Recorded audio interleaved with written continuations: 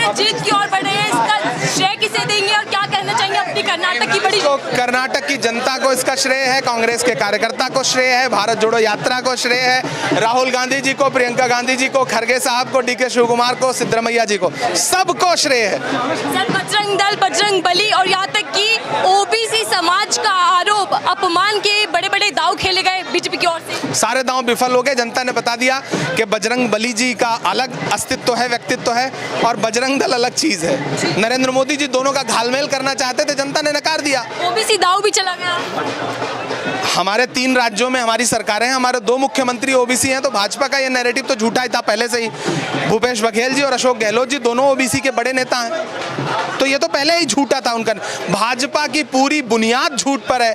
बस जनता जिस दिन समझ गई उस दिन भाजपा हार जाएगी। कर्नाटक में समझ गई है, मध्य प्रदेश में समझने जा रही है, महाराष्ट्र में समझने जा रही है, तेलंगाना में समझने जा रही है, दिल्ली के चुनाव में भी देश की जनता इस बात को समझ जाएगी। क्या लगता है कि क्या बड़ा मुद्दा रहा होगा कर्नाटक की जनता के लिए जो कांग्रेस को चुना?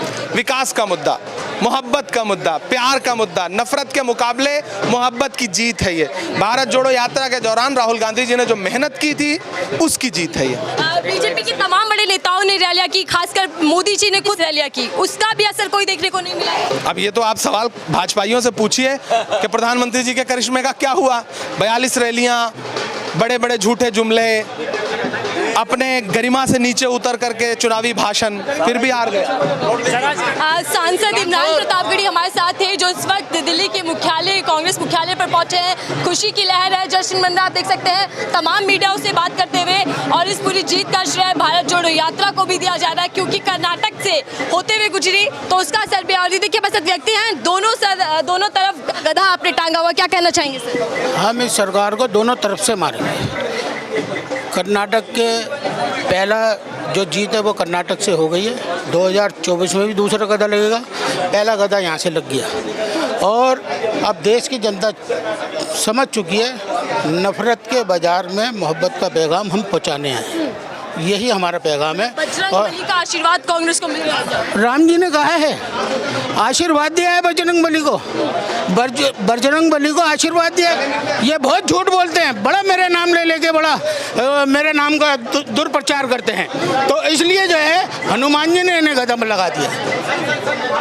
तो बड़ी जीत देख रहे हैं आप अपनी? हम देखो बड़ी जीत क्या है, ये हमारी क्या जीत है, ये पब्लिक की जीत है, कर्नाटक के आवाम की जीत है। हम तो जो है 2024 के अंदर एक बड़ी जीत का पैगाम लेके आएंगे और बजरंग बली इन्हें बड़ा गदा मारेंगे। तो क्या लग रहा है कि कर्नाटक की जीत 24 पर असर डालेगी, फर्क डालेगी? बिल्कुल डालेगी, ये यहाँ से शुरुआत हो गई। अभी तो ये छोटा गदा लगा है कर्नाटक में, ये बड़ा गदा 2024 में लगेगा। ये हमारा पैगाम है। बजरंग बली के नाम पर चुनाव लड़ने वाले बजरंग बली को परेशान किया जा रहा है, बजरंग बली का नाम लेकर उनको जो है उनका नाम जो है बदनाम किया जा रहा है। इसलिए राम जी ने कहा है बजरंग बली जी से कि इनके गदा लगा दो फटाफट, और उन्होंने कर्नाटक में लगा दिया। अब 2024 में बड़ा गदा लगा देंगे, यही हमारा पैगाम है बजरंग बली जी का। क्या लग रहा है कि बड़ा मुद्दा क्या रहा होगा? बड़ा मुद्दा विकास का है, जनता की जो है, जो हमारे राहुल गांधी ने जो 5 वादे किए हैं वो हैं। तुम्हारा जो आपका जो है राहुल गांधी ने जो 5 जो वादे किए हैं वो उसको पहले सत्र में जो है उसको पूरा कर दिया जाएगा, ये हमारा पैगाम है। अभी कह रहे हैं कि कुछ लोग रुझान चल रहे हैं, कांग्रेस बहुमत के पार दिख रही है, लेकिन वो पलट भी तो सकते हैं ना करें। देखिए अब ये जो है पब्लिक ने जो है पहले ही बता दिया, अब ये पलटने वाला नहीं है। पब्लिक ने जो है इन्हें पलट दिया है, अब ये नहीं पलटेगा, पब्लिक ने इन्हें पलट दिया। बड़े बड़े नेता गए थे बीजेपी के, वहाँ पे रैलियाँ की, रोड शो किए। देखो जब भगवान का नाम बदनाम करेंगे तो पब्लिक समझ चुकी है। पब्लिक हिंदू मुस्लिम मंदिर मस्जिद यही रह गया हमारे पास। हमारे पास मुद्दा आप जो है बेरोजगारी की बात करिए, नौजवान की बात करिए, शिक्षक की बात करिए, हेल्थ की बात करिए, आप जो है वहाँ की जो आवाम है, वहाँ की जो जनता है उनकी बात करिए।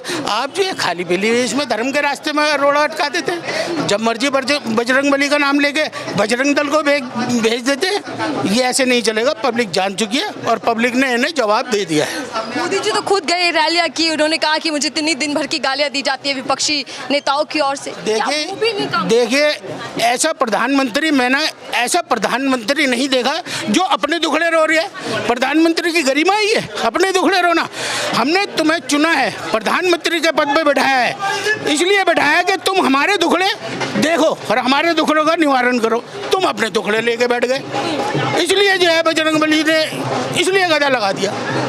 ये भी कहा गया है कि अगर कांग्रेस कर्नाटक में आती है तो फिर विकास का रथ रुक जाएगा। क्या लग रहा है सर? जी सर। देखिए एक मिनट, ये अली और बजरंग बली को अलग कर रहे थे।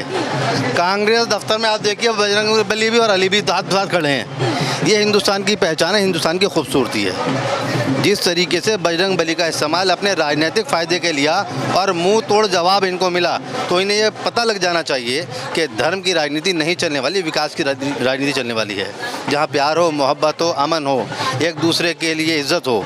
और मैं आपसे कहना चाहता हूँ कि जिस तरीके से प्रधानमंत्री जी ने आखिरी टाइम में अपना वीडियो जारी करा, वो चुनाव की अवहेलना थी कि वो अपना वीडियो प्रसारित कर रहे हैं और वो झूठ की दुकान बंद हो चुकी है, मोहब्बत की और सच की दुकान खुल चुकी है। राहुल गांधी जी की जो तपस्या थी उसका फल आज ये है कि हम लोग कर्नाटक ज़बरदस्त तरीके से जीत रहे हैं। दूसरी बात मैं आपसे कहना चाहता हूँ, जिस तरीके से इन्होंने हिजाब की बात करी, जिस तरीके से इन्होंने हिंदू मुस्लिम शमशान कब्रिस्तान की बात करी, लेकिन कांग्रेस अपने मुद्दों पर टिक रही। जिस तरीके से 40% का इनका कमीशन रहा, जिस तरीके से इन्होंने भ्रष्टाचार किया, और ये मैं आपसे कहना चाहता हूँ कि जिस तरीके से इन्होंने, अगर हार होती है नड्डा जी का चेहरा सामने ले आते हैं, और अगर खुदा न खासा जीत हो जाती तो मोदी जी की लहर कहते हैं।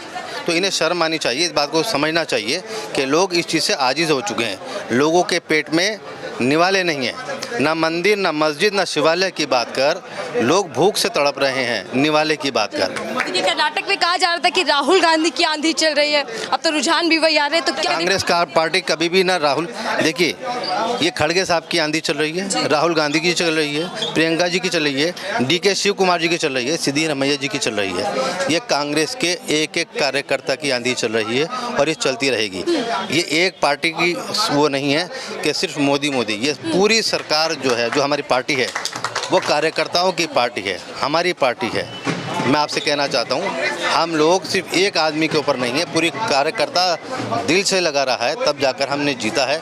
और ये पार्टी इसने एक संदेश दिया है कि हम उन्हीं मुद्दों को उठाएंगे जो लोगों के फ़ायदे के लिए हैं। रोजगार का मुद्दा हो, भुखमरी का मुद्दा हो, ये सब हमारे मुद्दे हैं। मतलब बुनियादी मुद्दे कहीं ना कहीं फायदेमंद रहे। संसदीय भी वो गवाह बैठे, तो क्या सदस्यता जाने का ये बहुत बड़ा इम्पैक्ट वहाँ पर पड़ा कि राहुल गांधी या कांग्रेस पार्टी को सफलता मिली? देखिए, ये अभी नहीं हुआ है, इंदिरा गांधी जी के साथ भी इस तरह हुआ, लेकिन वो जब वापस लौटे हैं तो एक उन्होंने तूफान कायम कर दिया था, उसी तरीके से दोबारा तूफान कायम होने वाला है।